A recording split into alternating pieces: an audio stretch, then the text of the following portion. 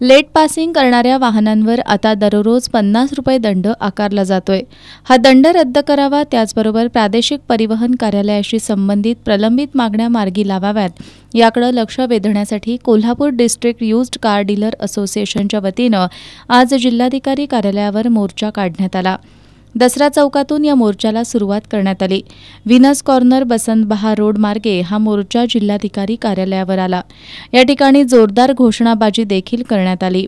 त्यानंतर जिल्हाधिकारी अमोल येडगे यांना मागण्यांचं निवेदन देण्यात आलं। लेट पासिंग दंड आकारणीचा सेकंड हँड वाहन खरेदी विक्रीचा व्यवसाय करणाऱ्यांना फटका बसत असल्यामुळे हा दंड रद्द करण्यात यावा। कागदपत्र ट्रान्सफरसाठी OTP प्रणाली बंद करण्यात यावी। दुसऱ्या जिल्ह्यातील वाहनांचा कर्जबोजा वाहन ज्या जिल्ह्यात ट्रान्सफर होईल त्याच RTO कार्यालयात कमी करण्यात यावा आदी मागण्या निवेदनात करण्यात आल्या असून येत्या 8 दिवसांमध्ये याबाबत निर्णय झाला नाही तर 5000 वाहनांसह कोल्हापुरात चक्काजाम आंदोलन करू असा इशारा यावेळी देण्यात आला। निवेदन आम्ही माननीय जिल्हाधिकारी साहेब यांना दिलेला आहे। जिल्हाधिकाऱ्यांनी आम्हाला एक आशेचं किरण दिलेलं आहे की मी या शासनाबरोबर वरती बोलतो आणि लवकरात लवकर यातून आपण मार्ग काढूया असं त्यांनी आज आम्हाला या ठिकाणी कळवलेलं आहे।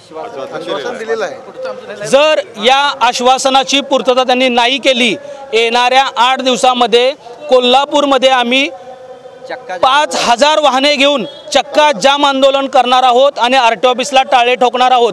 याआधीही आम्ही आपल्या माध्यमातून सर्व अधिकाऱ्यांना शासनाला कळवलेलं आहे, पण कोणतीही दाद घेतलेली नाही आहे। आज 2000 लोक या ठिकाणी जमलेत, पण येणाऱ्या 8 दिवसात जर आमच्या मागण्या मान्य नाही झाल्या तर 5000 वाहने घेऊन पूर्ण चक्का जाम केल्याशिवाय आम्ही थांबणार नाही, एवढं मी आपल्या माध्यमातून सांगू इच्छितो। मोर्चात असोसिएशनचे कोल्हापूर जिल्हाध्यक्ष जमीर सय्यद, उपाध्यक्ष विक्रम गवळी, सुधाकर सासणे, फैयाज अथवणीकर, समीर मुल्ला, प्रशांत पाटील, राजेश कोगनुळकर आदी सहभागी झाले होते।